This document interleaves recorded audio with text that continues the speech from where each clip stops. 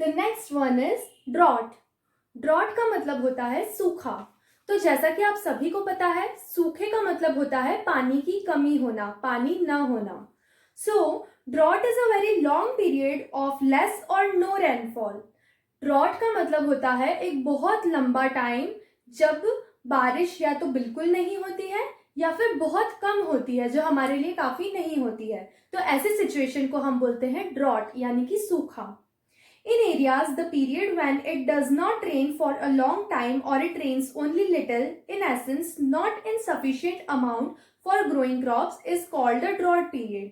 तो ऐसे एरियाज, कुछ एरियाज जहाँ पर बहुत टाइम तक पानी नहीं गिरता है या फिर इतना कम पानी गिरता है कि कि हमारे लिए वो उपयोगी नहीं होता है, हमारे लिए वो सफिशिएंट नहीं होता है कि हमारी खेती हो जाए उसमें, तो ऐसे टाइम को, ऐसे पीरियड को हम बोलते हैं ड्रॉट पीरियड यानी कि सूखा। कॉजेस, ड्रॉट क्यों होता है, सूखा क्यों होता है? तो जैसा कि अभी बताया, drought is caused due to no rain और insufficient rain. The major reason behind this is deforestation. तो सूखा इसलिए पड़ता है कि या तो बारिश नहीं होती है या फिर बहुत ही कम होती है। तो इस बारिश न होने का या बहुत कम बारिश होने का कारण क्या है? इसका कारण है डिफॉरेस्टेशन। डिफॉरेस्टेशन का मतलब होता है पेड़ों को काटना या जंगलों को काटना। अगर हम पेड़ों को काट देंगे, जंगलों को काट देंगे, तो बारिश नहीं होगी। तो यही इसका मेन कॉज है सूखा पड़ने का। इफेक्ट्स, ड्रॉट के क्या क्या प्रभाव होते हैं? Drought affects all the people living in the particular area. तो जिस पर्टिकुलर एरिया में सूखा पड़ा हुआ है, उस पूरे एरिया में जितने भी लोग रहते हैं उन सभी पर वो ड्रॉट अपना प्रभाव डालता है। Due to no cultivation of crops there is a condition of famine. Not only people but animals also have to face starvation. तो जब ड्रॉट होता है, जब सूखा पड़ता है, तब हमारे पास खेती करने के लिए पानी नहीं होता है। तो जब खेती नहीं होगी तो किसी के पास खाने को रहेगा ही नहीं। तो जब सूखा पड़ता है, जब ड्रॉट पड़ता है, तो अपने आप फेमाइन यानी कि अकाल की कंडीशन आ जाती है। अकाल, जैसा कि मैंने पहले बताया था कि खाना न होना, खाने की पूर्ति न हो पाना, उस कंडीशन को हम बोलते हैं अकाल। तो ड्रॉट की वजह से अकाल पड़ता है क्योंकि फसलें उग ही नहीं पाती है बिना पानी के। तो ना सिर्फ लोग, ना सिर्फ इंसान, बल्कि जानवर भी इसकी वजह से मर जाते हैं क्योंकि उन्हें कुछ खाने को नहीं मिलता। मेजर्स टू कंट्रोल ड्रॉट, हमें ड्रॉट यानी कि सूखे को रोकने के लिए क्या क्या उपाय करने चाहिए? We should avoid cutting of trees and plant more trees. सबसे पहला उपाय तो यही है कि हमें पेड़ों को नहीं काटना चाहिए और हमें ज्यादा से ज्यादा पेड़ उगाना चाहिए और उनकी देखभाल करना चाहिए, तो उसकी वजह से बारिश भी होगी। Means of irrigation should be developed like wells, tubewells and canals. तो मीन्स ऑफ इरिगेशन का मतलब खेतों में हम जो पानी देते हैं उसे हम बोलते हैं मीन्स ऑफ इरिगेशन। सिंचाई करने के साधन हमें डेवलप करने चाहिए। जैसे कि इंडिया में ज़्यादातर जो किसान होते हैं वो बारिश के भरोसे बैठे रहते हैं कि बारिश आएगी तब हमारी फसल अच्छी होगी। लेकिन अगर उस टाइम सूखा पड़ गया तो फिर वो क्या करेंगे? उनकी तो पूरी फसल खत्म हो जाएगी, खराब हो जाएगी। तो मीन्स ऑफ इरिगेशन यानी सिंचाई करने के और जो साधन हैं उनको भी विकसित करना चाहिए। जैसे कि कुआं खोदना चाहिए, वेल्स, ट्यूबवेल्स और कैनाल्स यानी कि नहरें बनानी चाहिए। Food grains and other food items should be stored in adequate amount to use in such times.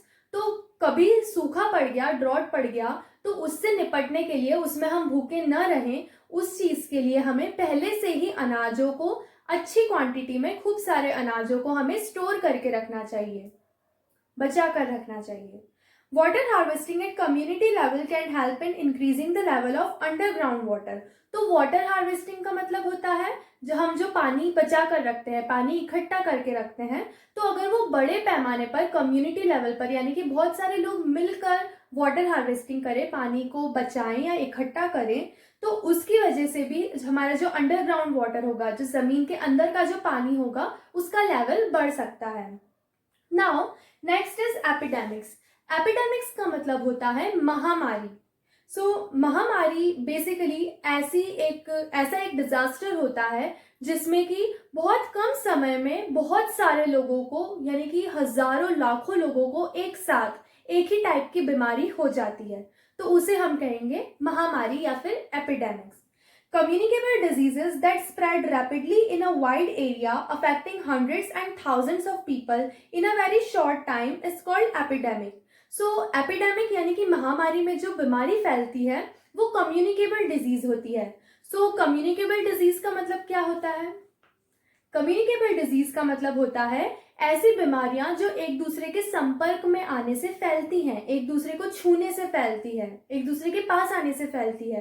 For example अभी जैसे कोविड-19 चल रहा है तो it is also a communicable disease. अभी तो इसे भी महामारी कहा गया है, कह दिया गया है कि कोविड-19 is an epidemic. So communicable disease मतलब क्या? अभी हमें बहुत सारी हिदायतें दी गई हैं कि किसी के पास नहीं जाना है, बिल्कुल दूर दूर सोशल डिस्टेंसिंग बनाकर रखना है, या फिर मास्क पहनकर निकलना है घर से बाहर, ताकि हम अगर सामने वाले को कोरोना वायरस हो रहा हो तो दूसरे को ना हो उसकी वजह से, इसलिए सोशल डिस्टेंसिंग हो रही है। किसी को हाथ नहीं लगाना है, किसी से हाथ नहीं मिलाना है। तो ये सब इसीलिए हो रहा है क्योंकि ये डिजीज कम्युनिकेबल है, एक दूसरे के संपर्क में आने से, एक दूसरे के पास जाने से या एक दूसरे को छूने से ये डिजीज फैलती है, ये बीमारी फैलती है। तो ऐसी ही बीमारियों को हम एपिडेमिक्स कहते हैं, महामारी कहते हैं। तो एपिडेमिक्स में जो भी बीमारियां होती है वो कम्युनिकेबल डिजीज होती हैं और वो बहुत बड़े एरिया में बहुत ज़्यादा जल्दी फैलती हैं, बहुत कम टाइम में वो बहुत ज़्यादा लोगों को इफेक्ट करती हैं और लोग हजारों लाखों लोग उसमें मर जाते हैं। कुछ और एग्जाम्पल्स हैं एपिडेमिक्स के, प्लेग, डेंगू, स्वाइन फ्लू। तो ये बहुत खतरनाक एपिडेमिक्स है जिनकी वजह से जानें जा सकती हैं और गई हैं। नाउ कॉजेस, इन डिजीजेस के कॉजेस क्या हैं, क्या कारण हैं? प्लेग की बात करें तो plague is cause due to the germs carried by a rat. चूहे के अंदर जो जर्म्स होते हैं, जो बैक्टीरिया होते हैं, उसकी वजह से प्लेग फैलता है। डेंगू और चिकनगुनिया जो होते हैं वो मच्छर के काटने से फैलते हैं। और स्वाइन फ्लू एक वायरस होता है H1N1, उसकी वजह से स्वाइन फ्लू फैलता है। Now what are the measures to prevent epidemics? Epidemics को रोकने के लिए हम क्या कर सकते हैं? We should take care of cleanliness in our surrounding. सबसे इंपॉर्टेंट चीज है कि हम अपने घर के अंदर और अपने घर के आसपास की जो सराउंडिंग है उसमें साफ सफाई रखें, गंदगी ना करें। We should keep our houses free from rats and other insects. हमारे घर में जो चूहे हैं या फिर जो कीड़े मकोड़े हैं उन्हें हमें भगाना चाहिए क्योंकि इनकी वजह से ही बीमारियां फैलती है। We should use proper insecticides to keep away the insects. तो कीड़े मकोड़ों को दूर भगाने के लिए हमें टाइम टू टाइम इंसेक्टिसाइड्स, तो कीड़े मारने की जो दवाई होती है वो यूज करना चाहिए। We should prevent the breeding of mosquitoes around us. हमारे आसपास, मतलब हमारे आसपास की जो सराउंडिंग में हमें चेक करते रहना चाहिए कि ऐसी कोई जगह तो नहीं है जहाँ पर मच्छर पैदा हो सकते हैं, जैसे कि नालियाँ खुली रहती हैं, कहीं पे कचरा डाल देते हैं लोग, तो ऐसी जगह पर मच्छर बहुत ज़्यादा होते हैं, पैदा होते जाते हैं। तो ऐसी जगहों को हमें चेक करते रहना चाहिए और ऐसी जगहों पर हमें मॉस्किटो रेपेलेंट्स यूज करना चाहिए, यानी कि मच्छर मारने की जो दवाइयाँ होती है। आपने देखा होगा आपकी कॉलोनी में कभी कभी आती है, कुछ कुछ दिनों में मच्छर मारने की एक दवाई पूरी एक गाड़ी भर के आती है, पूरा धुआं धुआं हो जाता है। तो ये होना चाहिए time to time. The doors and windows should have wire nettings. तो हमारे जो खिड़की और दरवाजे होते हैं उनमें जाली लगी होनी चाहिए। क्यों? क्योंकि अगर आपका मन हुआ कि चलो हवा आने के लिए या फिर लाइट आने के लिए हम खिड़की या दरवाजे खोल के बैठे तो वहां से भी तो मच्छर आ सकते हैं, कितने सारे मच्छर या कीड़े मकोड़े आते हैं। तो उसमें वायर नेटिंग्स लगी होनी चाहिए। नेट लगाने से हवा भी आएगी और लाइट भी आएगी और कीड़े मकोड़े और मच्छर नहीं आ पाएंगे। तो हमें ये सारे मेजर्स यूज करने चाहिए ताकि हम एपिडेमिक्स यानी कि महामारी को रोक सकें।